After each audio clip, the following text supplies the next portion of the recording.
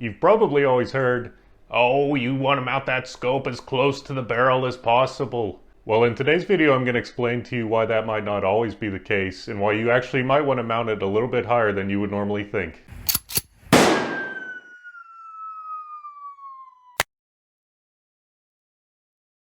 Now, first thing is first, what is scope height? Well, to put it simply, the scope height is the center of the bore to the center of the scope. Now, you'll find that on every centerfire bolt-action rifle, there's a gas port like this one, just in case of a catastrophic failure. And it's always in line with the center of the bore. So I like to measure from this gas port here to the center of the rings, of course assuming that the rings are a split in half design like this one. So let's go ahead and take that measurement real quick just to get a feel for it.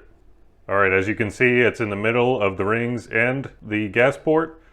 It looks like we're just above 2.4 inches. Now, regardless of the style of rifle, scope height is always going to be the center of the scope to the center of the bore. And as you can see on some other different rifle types, you're not necessarily going to have a gas port like with the bolt-action rifle, especially with rimfire rifles and ARs. So you're just going to need to figure out where the center line is approximately. In general, scope rings are typically offered in 4 different configurations: low, medium, high, and extra high. And when we move on to single piece AR mounts such as this one, you'll probably have noticed that most manufacturers only offer it in one height configuration. But there are a few different manufacturers such as UTG that offer it in low and high configurations.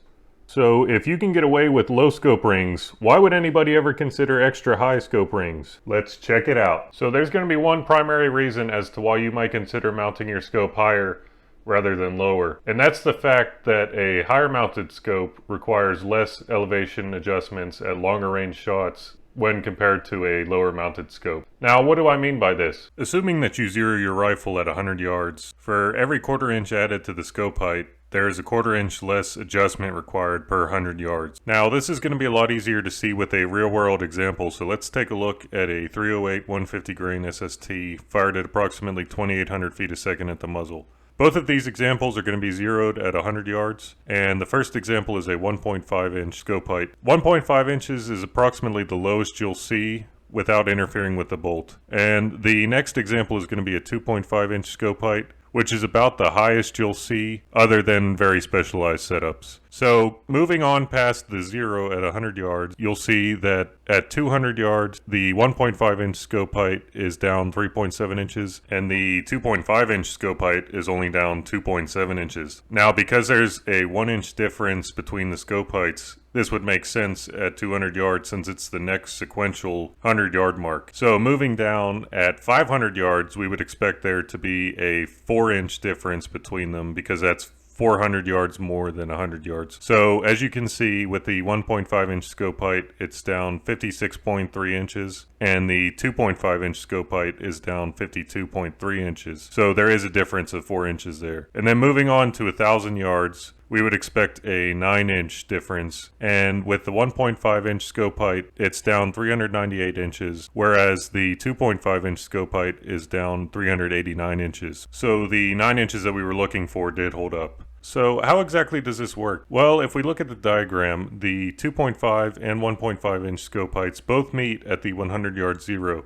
But because of the additional height of the 2.5 inch scope, it has to start at more of a downward angle than the 1.5 inch to hit that 100 yard target. So if we follow that downward angle, we see that it follows the trajectory of the bullet a little bit closer, which translates to the 1 inch difference per 100 yards. And regardless of whether you're shooting a really heavy, slow moving bullet like a 45-70 or a really fast, light bullet like a 22-250, as long as you're shooting the same load in the same rifle, any scope height increase will remain true to this effect. So why else would you want to choose a larger set of scope rings? Well, depending on your objective size, you may not have an option. The larger the diameter on the objective, the higher you're going to have to mount your scope. Also, the contour of the barrel may determine how high you mount your scope. Bull barrels such as this one do not offer the same shape as lighter contoured barrels that allow for the scope to sit a little bit lower. So what are some of the drawbacks to mounting your scope high? So one of the primary drawbacks is that on most hunting stocks, the comb is not adjustable, and from the factory,